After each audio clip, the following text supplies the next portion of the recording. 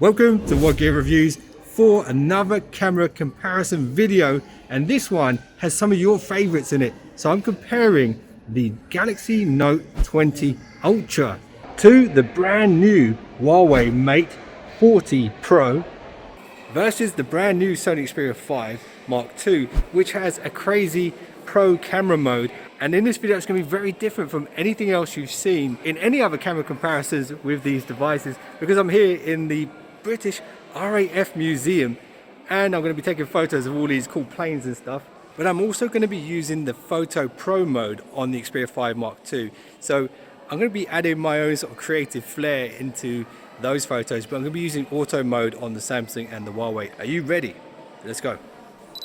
So picture one, this is an English Electric Lightning F6 jet. One thing that's quite clear here straight off the bat is the fact that the field of view on the three phones are very different. On the Xperia 5 Mark II, you'll see it has a wider field of view. On the Note 20 Ultra, it's ever so slightly tighter, and then on the Huawei Mate 40 Pro, you'll notice it's the tightest of the three. But don't see that as a negative thing, because all three phones have a wide angled lens, and we'll get to that later on in the video. So when I was taking the photo with the Sony Xperia 5 Mark II, I used the Photo Pro app and I spent a good amount of time really trying to perfect that white balance and match the greys on the side of the jet to how my eyes saw it at the time. And I think the results were actually very good here.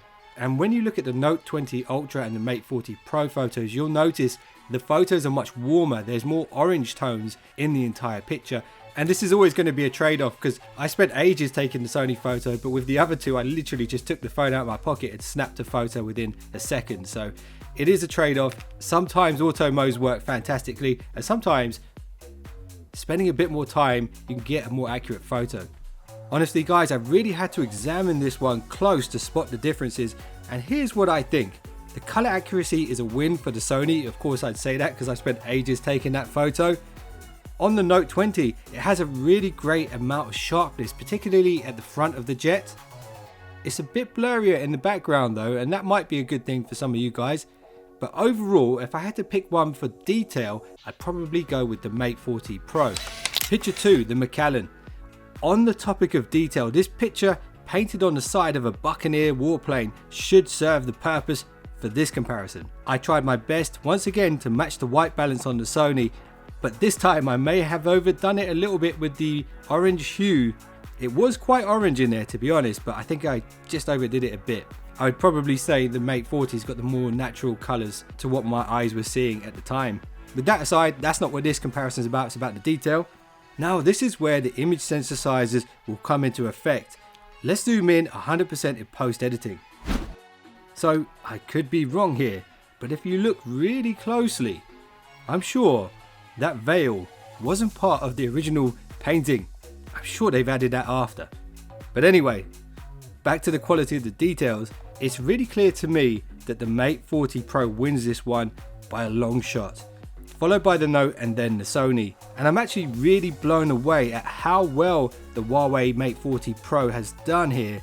You can even see the paintbrush strokes on the image. That is very impressive. Picture number 3. So this one is a really good example of where smartphone auto modes can get it wrong. This is a picture of a Eurofighter Typhoon made up of random parts, but it's also behind plexiglass and there's quite a lot of lights on it too. So it's a very harsh condition for a photo. And you'll see both the Note and the Mate 40 Pro have gone overly warm with the white balance. And this is where the Sony Photo Pro app comes into play again with its manual controls. It's kind of given it the edge because I've been able to really spend a bit of time getting that white balance to where it should be, so that it matches actually how it looks when you're standing there. And I really like the Sony picture in this one. Let me know what you think about this result. It's an interesting one. Leave a comment below. Picture 4. So this one should give you a good idea of HDR performance. This is the iconic Avro Lancaster bomber, if you were wondering. And once again, I really had to look hard to come to a conclusion here.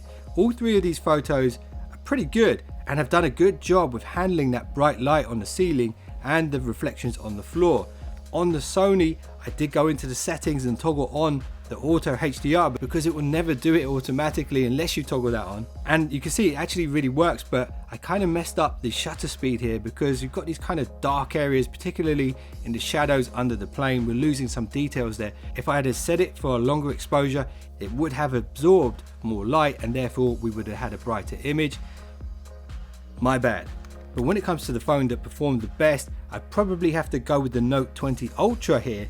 The Mate 40 is very close as well and does a great job overall with the HDR. You know what, between those two it's so close, it's hard to call. Let me know which photo you like the best here.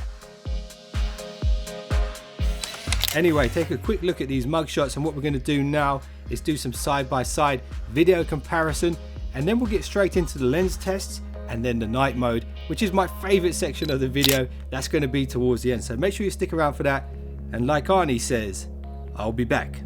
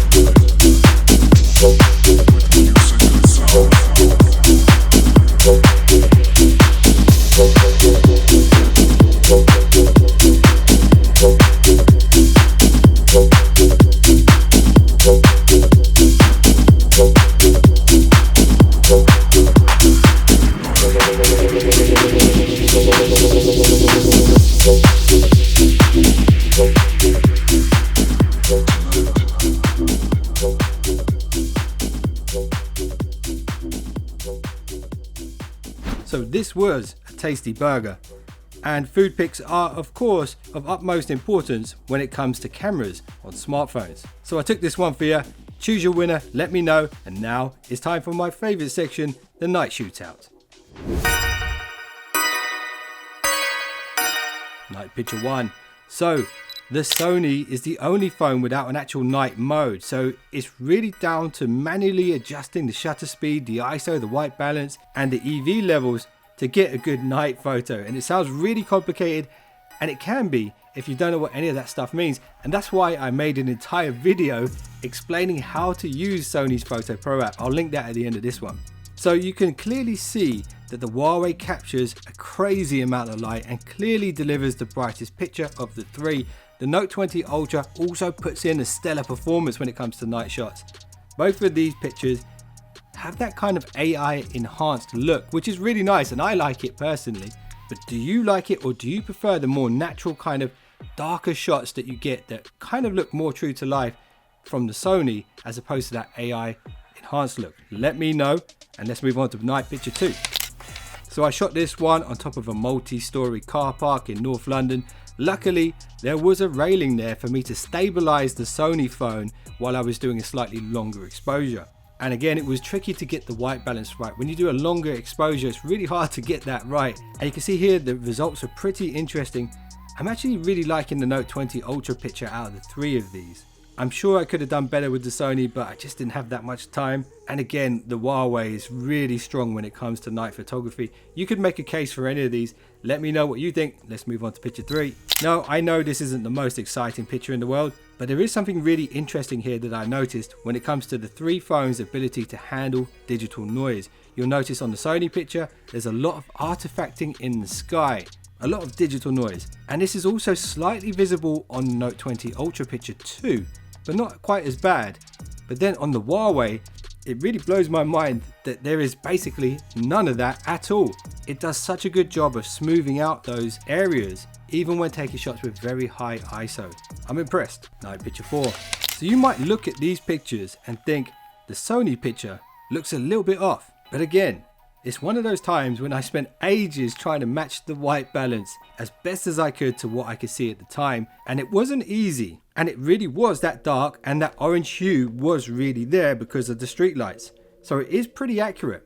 But with that said, I definitely prefer the Note 20 Ultra Photo and the Mate 40 Pro Photo. Although they're not 100% true to life, they just look a bit more striking to me. And I do like night modes on smartphones. I wish that Sony would work on one just so we had the option to use it. It is really great to have that manual control, and you can get great photos using it. It just takes a lot longer. So let me know what you guys prefer, that AI enhanced look or that natural look from the Sony. And do you think Sony should add an actual night mode onto their phones in the future? And here's the last photo of my favorite cinema here in North London. Let me know what you think of this one. And if you enjoyed this video and you want to see more content like this, let me know what you want to see. And if you just subscribed, you're now one of the finest subscribers known to man.